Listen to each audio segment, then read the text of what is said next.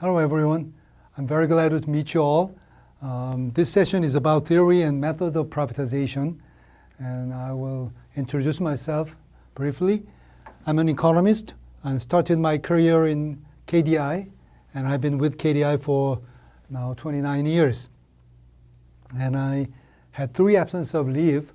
The first one was as a director for administrative reform team under Ministry of Planning and Budget. My job was to manage SOE and privatize them.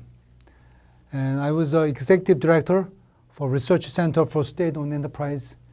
And I also was a president for National Assembly Futures Institute until 2020.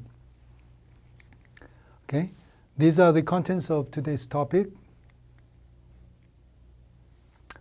The fundamental question that I would like to raise to you is this: to provide a better service and goods to the people with less cost, who should be the supplier? Is it the government or the private company?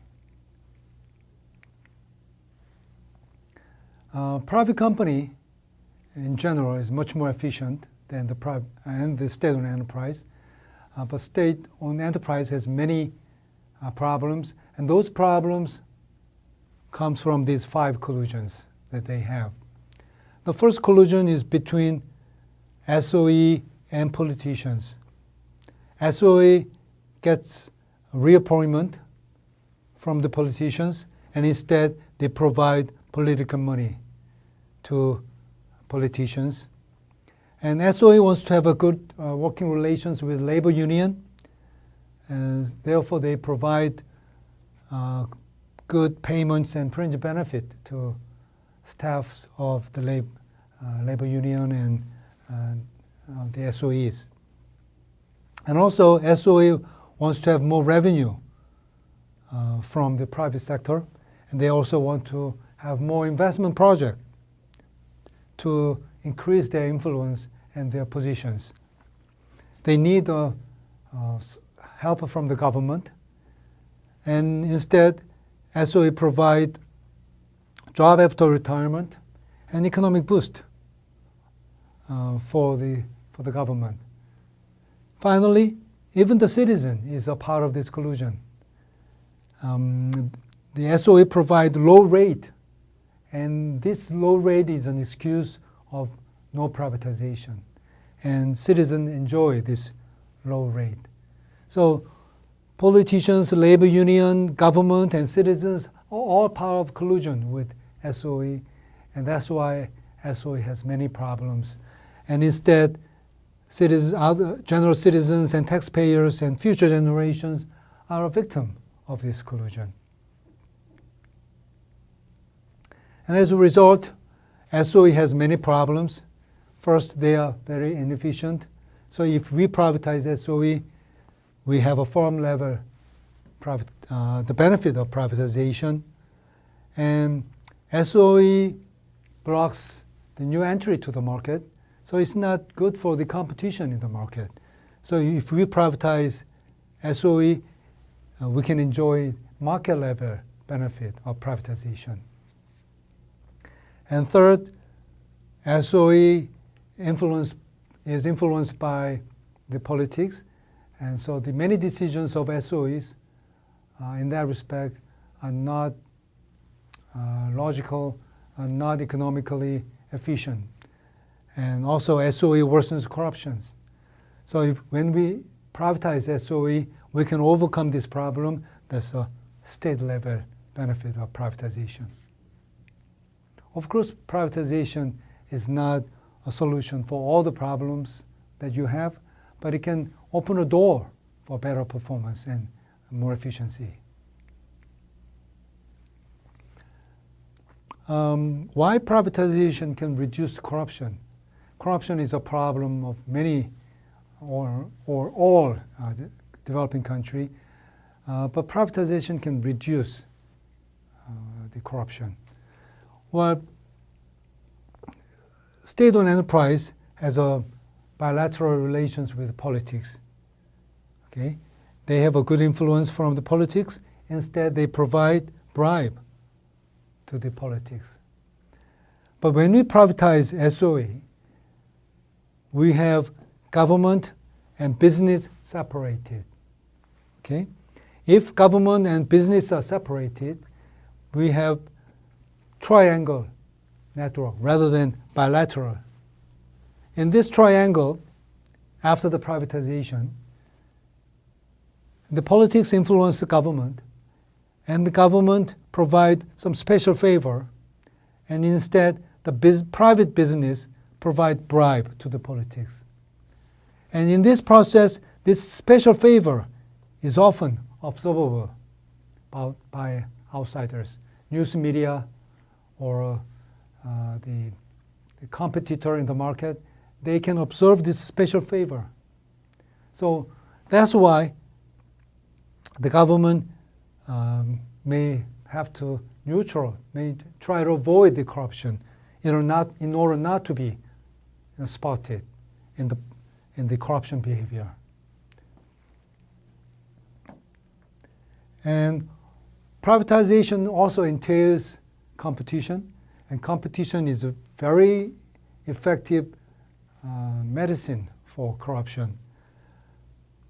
Because when you have this triangle, when government offer a special favor to the private company, other competitor will complain about this special favor. For instance, if Korean government offer a special favor only to Samsung Electronics, LG Electronics will be angry about this bias of the government. So government has to be neutral because they are afraid of these other competitors, careful observation on this triangle deal. So that's why privatization and the competition reduces corruption of a country. But there are people who believe that we still need the state-owned enterprise. Yes, there are many reasons why we still have to maintain SOEs. One of the reasons is lack of a private sector. When the private sectors are too small to take a risk in industry like steel and energy, then maybe you will have to resort to SOE. But as the economy develops, private company can utilize foreign capital, and they overcome this lack of capital issue. Sometimes there is a public mission that is not profitable, such as housing for the poor. Yes, this is not profitable, but it's very important for the country.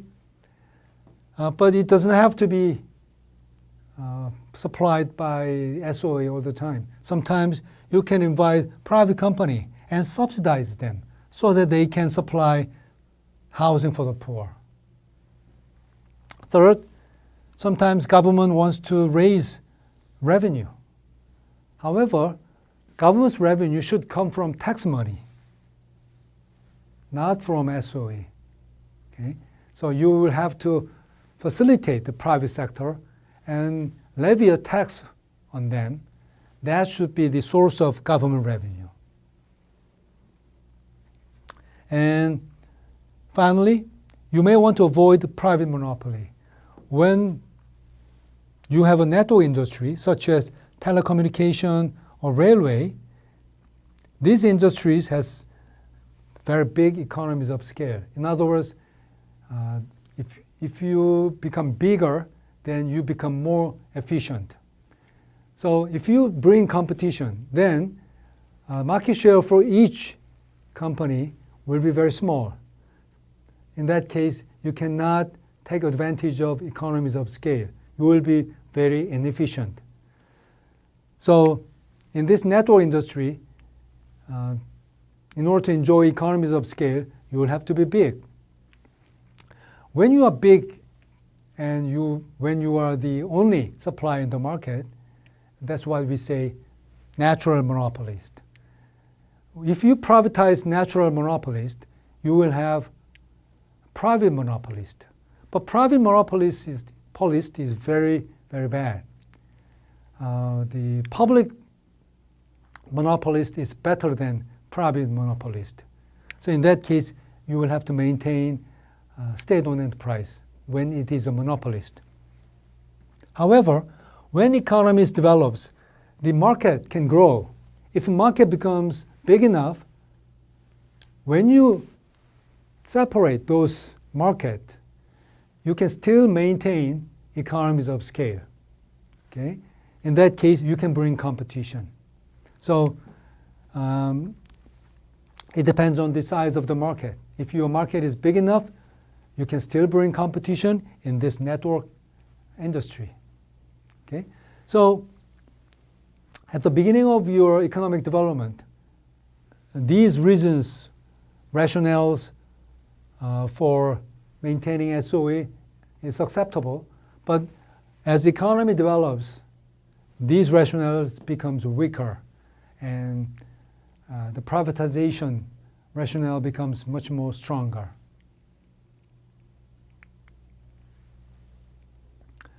Of course, I'm not saying that we have to privatize all SOEs. We need SOEs for the following reasons.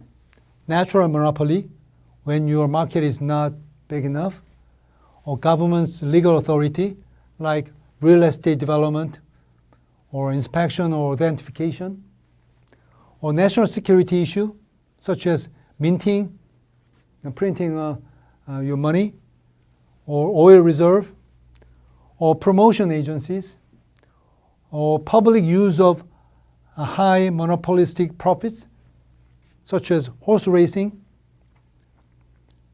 or high contract cost, or high adjustment cost for changing the supplier. In these cases, it's better to maintain state-owned enterprise and see if whether your SOEs will have to be owned by the government. But the burden of proof not to be privatized is on SOE. You will have to ask each SOE to defend themselves. If they cannot defend themselves, all SOE have to be privatized. Okay? I talked about the six different supplier of government's goods or services. Certain services can be supplied by government corporation in a ministry, or it can be supplied by private company. Okay? In the middle, there are many different forms of suppliers. So your SOE is just one of them. Okay? Your profit-generating function can be a government corporation or autonomous administration or executive agencies or quasi-government organizations. So they have differences, and it's better to move from this ministry towards this side. Okay? I will introduce the differences very briefly. First of all, if you move from ministry to autonomous administration, you separate the organization. Okay? Profit-generating function should be separated from the ministry as an autonomous administration. And you give more autonomy and more flexibility, then it becomes executive agency. Okay? But until this executive agency, it is still civil servant organization.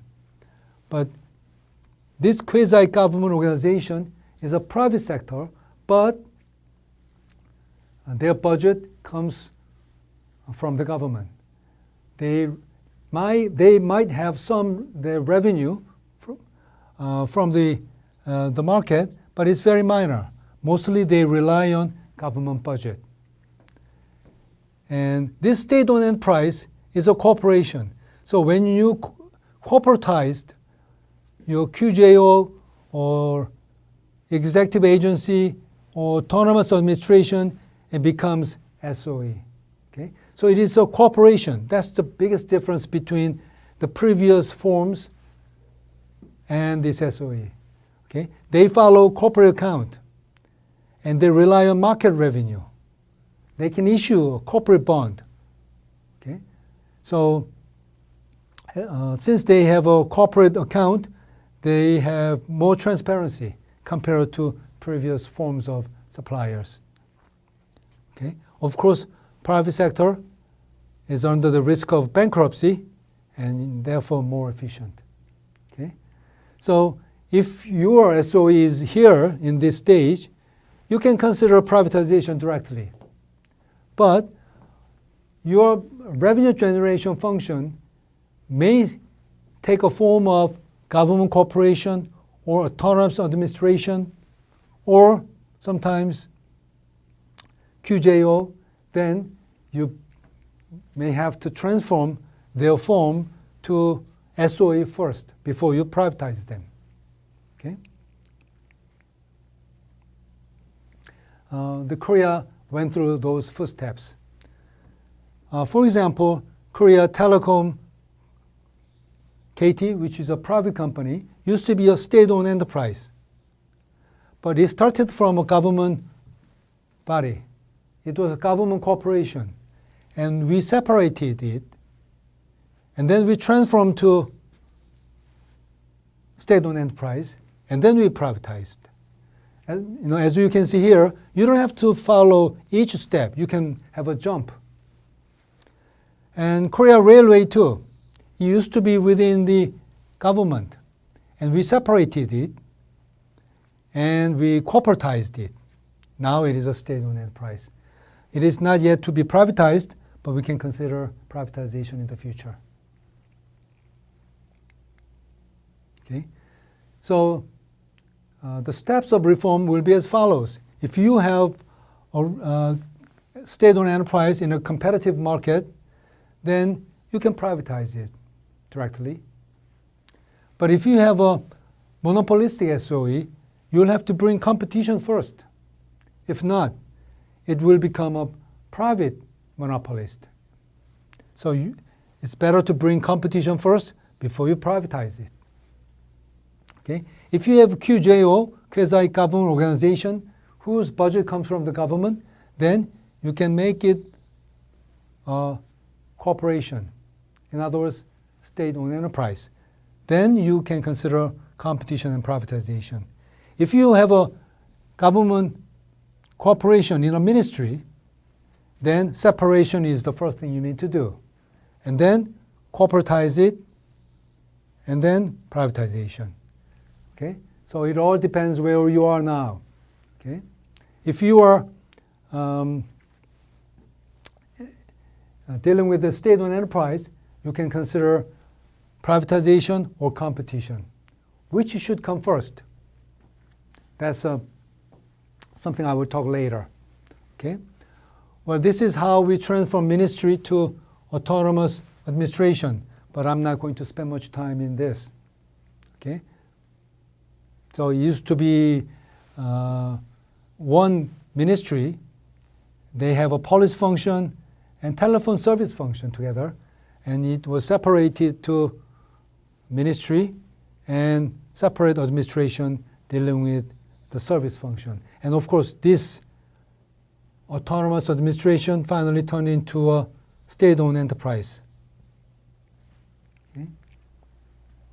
And autonomous administration can be transformed to executive agency. Well, these two are very similar with a little difference. Well, executive agency started in UK as a name of Next Step. But these two are very similar, and I don't think I will have to explain much about it. And this executive agency can turn into a public institution, which include quasi-government organization and state-owned enterprise. Okay? Let me tell you the difference between these two here. This QJO rely on rely on the government budget, whereas state-owned enterprise rely on their revenue from the market. That's the biggest difference between these two.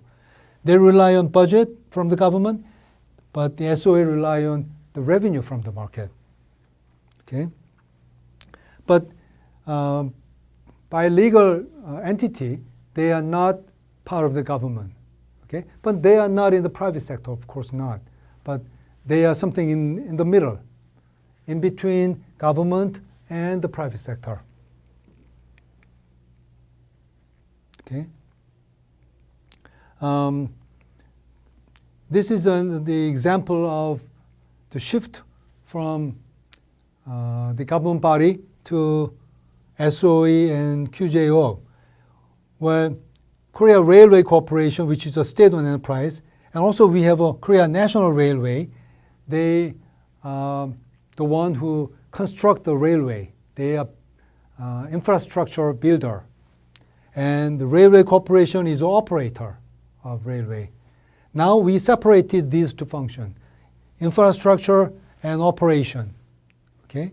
But they used to be together. They used to be the autonomous administration, and we separated the autonomous administration into two. One as a state-owned enterprise, the other as a quasi-government organization. Okay?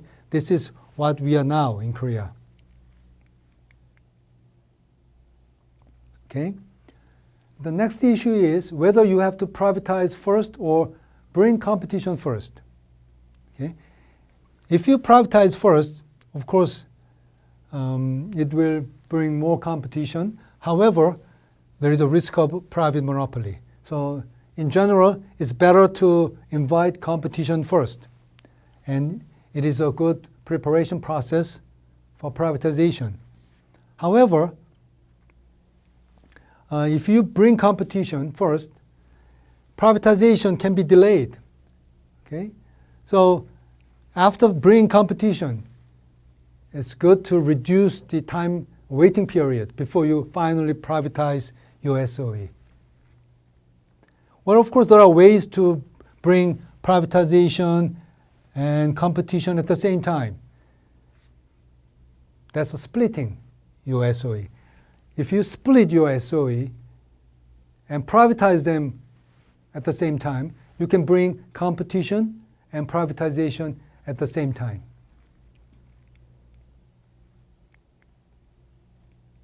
Okay?